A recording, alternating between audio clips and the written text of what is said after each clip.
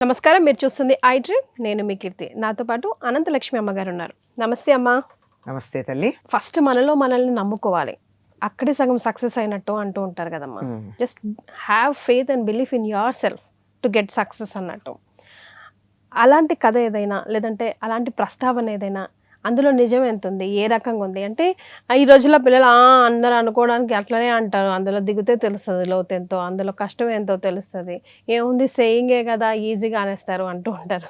You drive you'll know అని అంటూ ఉంటారు కదా. సో అలాంటి వాళ్ళకి మనం చెప్పదగ్గ మాట ప్రధానంగా ఇక్కడ చెప్పవలసింది ఏంటి, ఆత్మవిశ్వాసం ఉండాలి. ఆత్మవిశ్వాసం అంటే తన మీద తనకి నమ్మకం. ఆత్మవిశ్వాసం లేనటువంటి వాళ్ళు ఏమీ చేయలేరు. ఎందుకంటే నమ్మకంతో గనక పని చేసినట్టయితే ఫలితం ఉంటుంది. ఇది చేస్తానా, అవుతుందా, అవదా అని సందేహిస్తూ ఉంటే సంశయాత్మ వినశ్యతి అన్నారు. సందేహిస్తున్నవాడు ఎప్పుడైనా సరే నాశనం అవుతాడు. తప్పనిసరిగా విజయం లభిస్తుంది అని ముందుకు వెళ్ళినటువంటి వాడికి విజయం లభిస్తుంది. దీనికి సంబంధించి మొట్టమొదటిసారి ఇటువంటి రియలైజేషన్ కలిగి లోకానికి చెప్పినటువంటి ఆయన వివేకానంద స్వామి. ఆయన చికాగోలో వెళ్ళినప్పుడు తిరుగుతూ ఉన్నప్పుడు ఆయన ఒకటి గమనించింది ఏమిటంటే, చాలామంది అమెరికా సంయుక్త రాష్ట్రాలకి చిన్న దేశాల నుంచి వచ్చినటువంటి వాళ్ళందరూ తల వంచుకుని మొహమాట పడుతూ నేను చాలా అల్పుణ్ణి అన్న భావంతో తిరుగుతూ ఉండడం. ఎప్పుడైతే వారిలో ఆత్మవిశ్వాసం పెరిగిందో అప్పుడు ఇలా తల వంచుకున్న వాళ్ళు కాక తలెత్తి నమ్మకంగా ఉన్నప్పుడు ఆ మాటలోనూ చేతలోనూ కూడా ఆ విశ్వాసం ప్రతిఫలిస్తుంది కనుక అవతల వాళ్ళు నమ్ముతారు. నేను మీతోనే ఒక మాట చెప్తున్నాను అనుకో, చెప్తూ ఏమో ఇలా ఉంది అంటే నమ్మకం ఉండదు. ఇలా ఉందమ్మా తప్పనిసరిగా అన్నాను అనుకోండి, తప్పనిసరిగా కాకపోయినా కనీసం నెగిటివ్గా ఆలోచించరు. దాన్ని ప్రయత్నం చేద్దాము, తెలుసుకుందాము, ముందుకు పెడదాము అన్నటువంటి భావనతో ఉంటారు. కనుక ఆ విధంగా అసలు ముందు నేను అలా చెప్పాలి అంటే నా మీద నాకు నమ్మకం ఉండాలి. నేను చెప్పేది వాస్తవం అనేటటువంటి, నేను అబద్ధం ఆడట్లేదు, నేను నిజం చెప్తున్నాను అని నమ్మకం నాకుండి నేను చెప్పినప్పుడు ఎదుటి వాళ్ళు విశ్వసిస్తారు. ఇది మాటే కాదు, చేతలో కూడా అలాగే ఉంటుంది. నమ్మకంతో గనక పనిచేసినట్టే తప్పనిసరిగా అది ఫలిస్తుంది. దానికి కావాల్సింది ఏమిటంటే ఆత్మవిశ్వాసం, తన మీద తనకి నమ్మకం. ఎవరికైతే ఆత్మవిశ్వాసం ఉంటుందో వాళ్ళకి ఆత్మ గౌరవం కూడా ఉంటుంది.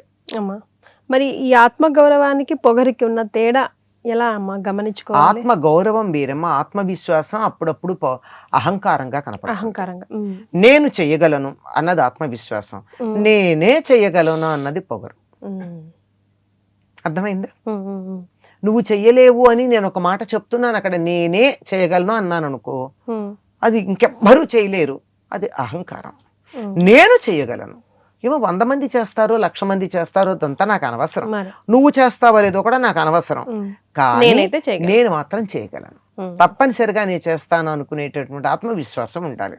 ఆత్మవిశ్వాసం ఉన్నటువంటి వాళ్ళు పని చేసేటప్పుడు కొన్నిసార్లు పరాజయం వస్తుంది, రాకపోదు. ఎందుకంటే మొదటిసారే ఎవ్వరూ కూడా పర్ఫెక్ట్గా ఉండరు కదమ్మా. కానీ పరాజయం వచ్చినప్పుడల్లా ఆత్మవిశ్వాసం పెంపొందించుకోవాలి తప్ప పరాజయాన్ని చూసి పారిపోకూడదు. మొట్టమొదటిసారి ఎవ్వరూ కూడా పర్ఫెక్ట్గా తప్పనిసరిగా అనుకున్నటువంటి స్థాయికి ఎదగలేరు, ఎక్కడో తేడా ఉంటుంది. మొదటిసారి తప్పటడుగు వేయచ్చు, తప్పటడుగులు పర్వాలేదమ్మా, తప్పుటడుగులు వేయకూడదు. ఓ తప్పటడుగు వేయచ్చు, దానివల్ల ఎందువల్ల నేను ఈ పనిని చెయ్యలేకపోయాను, పొరపాటు ఎక్కడ పడ్డాను అని విమర్శ చేసుకుని మరొక్కసారి ఆ పొరపాటు లేకుండా ముందుకెళ్ళచ్చు. ఎప్పుడు నేను చేయగలనన్న నమ్మకం నాకున్నప్పుడు, నేను ఏం చేసినా ఇంతే ఉంటుంది, నాకు అసలు దురదృష్టం నా నెత్తిన కూర్చొని తాండవిస్తోంది, నా గ్రహాలు బాగుండలేదు, నా కుటుంబ సభ్యులు సహకరించట్లేదు, ఇది ఒక స్థాయి. కానీ దాన్ని ఎక్కువగా ఎలా ఉంటుంది, ఈ సమాజం ఇట్లా ఉంది, ఈ ప్రభుత్వం ఇట్లా ఉంది అని చెప్పి మొత్తం ప్రపంచం అంతా తనకి వ్యతిరేకంగా ఉందని మాట్లాడే వాళ్ళు ఉంటారు. ఇది చాలా తప్పు. ఎప్పుడైతే పొరపాటు ఎదుటి వాళ్ళ మీద నెట్టారో వాళ్ళు జీవితంలో ఏమీ సాధించలేరు. ఎస్. ఉండొచ్చు అవతల వాళ్ళది. ఉదాహరణకి ఎప్పుడన్నా నువ్వు నన్ను మోసం చేసావనుకు చెయ్యవులేవు ఉన్నమాట చెప్తున్నా. నిన్ను నమ్మి నేను పొరపాటు పడ్డాను తప్ప దోషం నీది కాదు. నేను ఎందుకు నమ్మాలి? ఆ మాత్రం తెలివితేటలు లేవా? నువ్వు మోసపూరితంగా ప్రవర్తిస్తున్నావని అర్థం చేసుకోలేకపోవడం అనే దోషం నాలో ఉండడం వల్ల కదా. ఆబేల్ ముజమార్ అని చెప్పి నువ్వు సిద్ధంగా ఉంటే కదా వచ్చి మోసం చేస్తున్నారు. అంచేత ఎవరో మోసం చేశారని కానీ ఎవరో హాని చేశారని కానీ అనుకోకూడదు. ఎప్పుడు దీన్ని ఏమంటారు? బ్లేమ్ గేమ్ అంటారు. అంటే తప్పు ఎదుటి వాళ్ళ మీద నెట్టేసి నేను బాగానే ఉన్నానని తప్పించుకుంటూ ఉండడం. ఎప్పుడైతే తప్పు ఎదుటివారి మీద నెట్టేశారో ఇది పైకి అయితే పర్వాలేదు కానీ మాటల్లో తనకు తానే ఒక్కోసారి నమ్ముతాడు. అది నా తప్పేం లేదని ఎవరికి వాళ్ళు నమ్ముతూ ఉంటారు. ఎప్పుడైతే అటువంటి నమ్మకం కలిగిందో ఇంక జీవితంలో ఒక్క అడుగు కూడా ముందుకెళ్ళారు. ఉండొచ్చు ఎదుటి వాళ్ళ దోషాలు లేవని చెప్పలేము. అందరూ గొప్పవాళ్ళు, నేనే పొరపాటును కూడా అనడానికి వీల్లేదు. ఉంటాయి.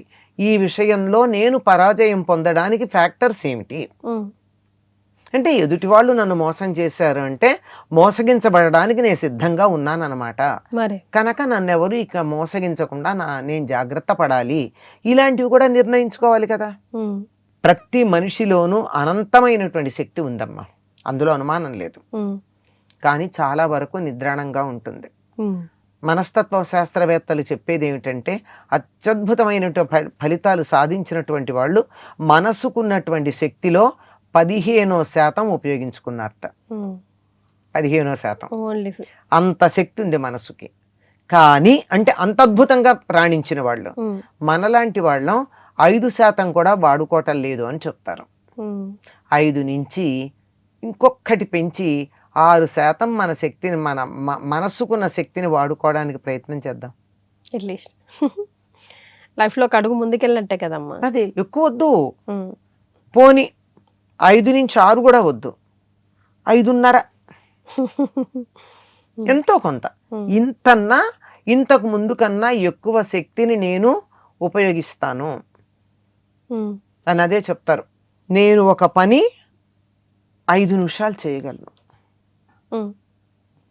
ఉదాహరణకి 5 నిమిషాల తర్వాత నా వల్ల కాదు, చెయ్యి నొప్పి పెడుతుందో కాలు నొప్పి పెడుతుందో, ఓకే 5 నిమిషాలు చెయ్యి కొన్నాళ్ళు అభ్యాసం చేసి తర్వాత ఇంకొక రోజు 5 నిమిషాల 5 సెకండ్లు చెయ్యి, అది తట్టుకుంటుంది. ఆ తర్వాత 5 నిమిషాల 6 సెకండ్లు, అలా క్రమంగా పెంచుకుంటూ వెళ్ళి నువ్వు 5 నిమిషాలు చేయగలిగినటువంటిది నిలబడడం కూర్చోవడం ఏదో ఉంటుంది. అది 10 నిమిషాల దాకా సాగచ్చుగా. రోజుకు 1 సెకండ్, 5 సెకండ్లు, 4 సెకండ్లు అలా పెంచుకుంటూ కనుక మనసుకున్న శక్తిని కానీ శరీరానికి ఉన్న సామర్థ్యాన్ని కానీ ఒక స్థాయి వరకు అంటే ఒక వయస్సు వచ్చే వరకు ఎప్పుడైతే శరీరం ఇంకా ఎదగడము పట్టు తగ్గి నెమ్మదిగా పట్టు తగ్గి సడలించే పరిస్థితి వచ్చిందో ఆ స్థాయిలో చేయకూడదు. అప్పుడు కూడా మనసుతో చేయొచ్చు, శరీరంతో కాదు. ఎప్పుడైనా చేయొచ్చు. కనుక మనలో ఉన్నటువంటి అంతులేనటువంటి శక్తిని we have to channelise, use in a proper way. Yes, దీనికోసమే గురువు కావాలి కదమ్మా. సెల్ఫ్గా చేసుకోలేము కాబట్టి ఒక చెయ్యి మనల్ని పట్టుకుని నడపాలి కాబట్టి. థ్యాంక్ యూ సో మచ్ అమ్మా. నమస్తే. And for more videos, please subscribe to iDream. Please subscribe to iDream. Please subscribe iDream. And please subscribe to iDream. For more videos, subscribe to iDream. please like, share and subscribe to the channel. Congratulations, iDream. Subscribe to iDream. Subscribe to iDream. So subscribe to iDream Media. iDream ki iDream team andarki huge congratulations. Please subscribe iDream Media. Please subscribe to iDream. Subscribe iDream. Please subscribe to iDream. iDream అంటే నా కళల channel subscribe చేసుకున్న నోరు తిరుగుతలేదు, మీరైతే గంట గుర్తు కొట్టండి. For more such videos, please subscribe to iDream. Subscribe to iDream. Please subscribe to iDream. Please subscribe iDream Media. Please do subscribe to iDream. Please subscribe to iDream Media. For best entertainment and information, please subscribe iDream. And don't forget to subscribe to iDream.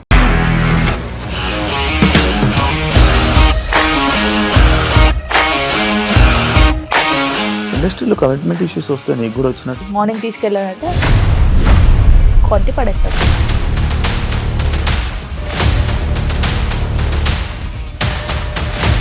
ఒక్కళ్ళు కూడా చూడలేదు ఈ cinema అని చెప్పడానికి కూడా చాలా ధైర్యం కావాలి. అది నిజం కదా, దాంట్లో ధైర్యం ఏంటి? నెక్స్ట్ డే ప్లేట్ మార్చేస్తే తప్పు కదా. As of now we are comfortable this అని నేను అనుకుంటున్నాను. రష్మిక గారిది మీది ఒకే ఊరంట కదా. నీకు కోపం వచ్చిందంటే బాగా తిట్టేత్తరా? తిట్టేద్దామండి.